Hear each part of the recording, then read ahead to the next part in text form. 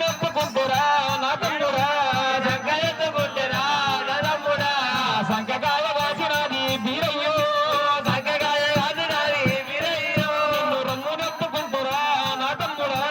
రొమ్మునెత్తుకుంటురా నా తమ్ముడా రొమ్ముకాయ వాసినది బీరయ్యా రొమ్ముకాయ వాసినది బీరయ్యో ముఖాన ఎత్తుకుంటే నా తమ్ముడా ముఖముకాయ కాసినది బీరయ్యో ముఖముకాయ కాసినది బీరయ్యో గంట నీరు పెట్టినది మంగాలి గంట నీరు పెట్టినది మంగాలి మూలమూలగా తల్లి మంగాలి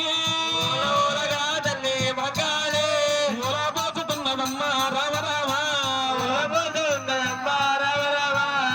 ఇవటేను ఉండను బీరను నా మాట తప్పివటు నన్ను విలువ కళ్యాణ వాడిండు నేను ఉండి ఏమి బలము నేను బతికి ఉండి ఏమి బలము బీరను అటువంటి నా ముఖము చూడకుండా నన్ను వాదని నాలుగొండ పట్టణం ఈ బామను తీసుకొని వచ్చి రంగరంగ వైభవంగా కళ్యాణం ఆడిండు నేను బతికి ఉండి ఏమి బలమన్నది మాంకాలి వయ్యరారు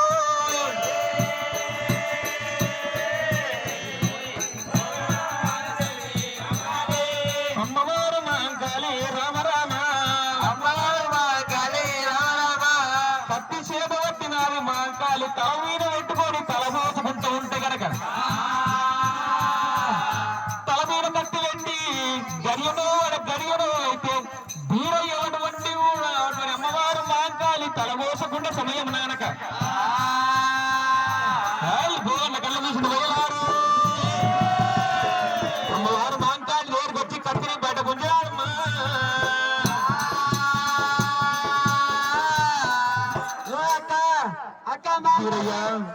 ఏమైంది గట్ల నువ్వు కట్టదో తలకాయ పెట్టుకొని కట్టొస్తాడు ఏమైంది ఇప్పుడు ఏమైంది ఎల్లాని నుండేం పొలం రా భోగంగాని నుండేం పొలం ఉన్నది ఏం మోక్షము అంటున్నా నీవెందుకు చేస్తావే ఆడి పెళ్లి చేసుకుంటే వద్దు వద్దు నేను ఒక్కరు ఆడుకుంటా అంటున్నా నేను పావురాలు నంచుకున్నా వాడిని ఎంత ఉన్నాడు నన్ను ఎల్లసినతనం చేసిడు ఎందుకు చేస్తావు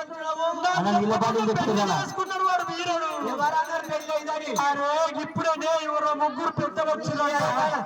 నేను పెళ్లి అయిందని చెప్పిన అమ్మాయి వేయొచ్చుడు కానీ